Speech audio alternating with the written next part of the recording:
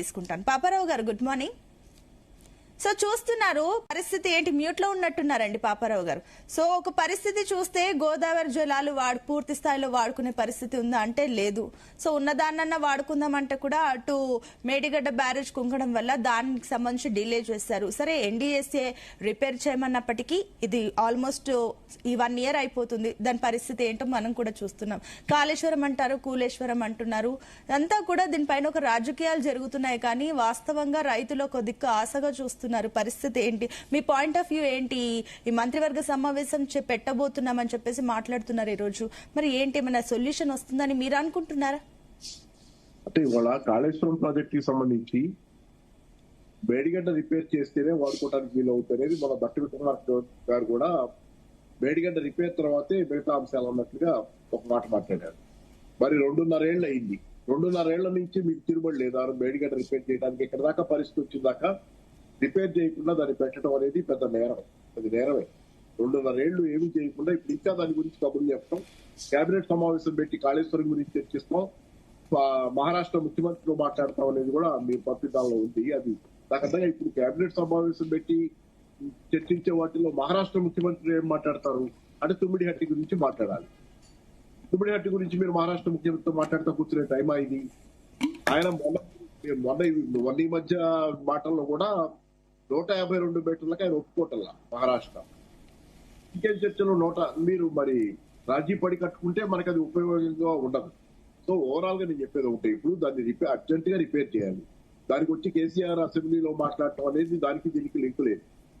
దానికి రిపేర్ చేసే పని ఎటుగుడి చేయాల్సింది. కేసీఆర్ వస్తే మాట్లాడితేనే చేస్తామంటే అది మీకు పంతం అవుతుంది తప్పితే ప్రజల పట్ల మీకు కన్సర్న్ అవ్వదు. కాబట్టి కేసీఆర్ వచ్చి మాట్లాడటం అనేది పక్కన పెట్టి మీరు ఆ రిపేర్ అనేది టేకప్ చేయండి. అర్జెంట్ గా అవసరం అది. రెండోది, రిపేర్ చేయకుండానే రిపేరింగ్ కూడా టైం పట్టుకుంది అనుకుంటే ఆల్రెడీ పరిస్థితి చాలా దూరం పోయింది, ముప్పు వస్తుంది కాబట్టి కరువు. దానిలో మీరు ఇప్పుడు తుందిళ్ళ అన్నారు, ఇంజనీర్లు చెబుతున్నారు. నేను కూడా ఒక రౌండ్ టేబుల్ లో కూర్చున్నాను, చూశాను, విన్నాను. ఇంజనీర్లు చెబుతున్నారు సుందిళ్ళ అన్నారు కొంత డ్రాడౌన్ లెవెల్ వరకు నింపి దాని నుంచి తీసుకుంటే ఏ రిస్క్ ఉండదు, రిస్క్ లేకుండానే నీళ్లు తీసుకోవచ్చు, లిఫ్ట్ చేసుకోవచ్చు అని ఇంజనీర్లు చెబుతున్నారు. ఆ పని చేయొచ్చు, ఇమీడియట్ గా చేయొచ్చు. అది డ్రాడౌన్ లెవెల్ వరకు సుందిళ్ళ అనారంలో నింపుకొని నీళ్లు లిఫ్ట్ చేసుకోవచ్చు. తర్వాత మీరు వెంటనే కూనుకొని మేడిగడ్డ పిల్లర్ను రిపేర్ చేసుకోవచ్చు. ఇది ఉంది చేతిలో. అవకాశాన్ని వదిలిపెట్టి ఇంకా ఏదో ఉంటది కదా, ఇది ఏదో అంత పంప మునిగిపోతుంటే ఒక పక్క రోమ్ లో ఫిడేల్ వాయించుకున్నట్టు రోము నీరో చక్రవర్తి, మీరు ఒక పక్క రైతులు నీళ్లు లేకుండా గిరగిల్లాడుతుంటే మీరు ఇక్కడ కూర్చొని ఇంకా సమావేశాలు కేబినెట్ సమావేశం పెట్టడానికి ఏమీ లేదు. అక్కడ ఒక నిర్ణయం అంతే, జస్ట్ గో త్రూ గోయలాను అది చెయ్యండి అని చెప్పడం, ఆర్డర్ ఇవ్వటం, ఇందిలా అన్నారం నింపి లిఫ్ట్ చేసుకోమని చెప్పడం. అది రైతుల తక్షణ సమస్య పని. మీరు కేబినెట్ సమావేశం పెడితే మళ్ళీ రాజకీయ ప్రచారానికి ఉపయోగపడుతుంది. మళ్ళీ అంటున్నారు కదా గేట్లు ఓపెన్ చేస్తే ప్రమాదం ఉంటాయి, గ్రామాలు కొట్టుకుపోతాయని చెప్పేసి. కాదు, ఇప్పుడు మేడిగడ్డ విషయంలో సరే ఒక రిస్క్ ఉంది, సరే అనుకుందాం.